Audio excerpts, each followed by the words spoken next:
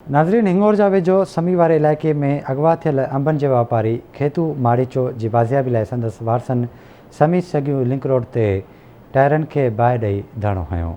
उन हवाले सां रिपोर्ट करे रहियो आहे सिकंदर तुनियो।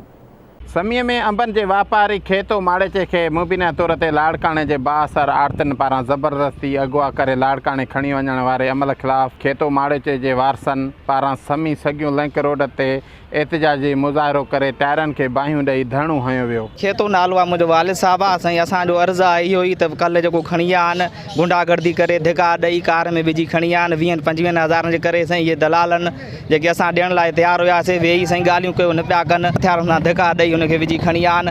हाणे असांजो अर्ज़ु इहो ई आहे SP साहब खे त असांजो वालिद साहब आज़ादु करायो। मामू खेतो माड़ेचो उनखे 20 साल खां वठी लाड़काणे मंडी में कारोबार कंदड़ आहे। जन ते लखें रुपया ये मंडी वारा हुननि खां जेके कमीशन खाईंदड़ आहिनि। हिन महिल 2-3 रुपयनि जे करे हुनखे गुंडागर्दी करे हथियारनि खां हुनखे खणी विया आहिनि।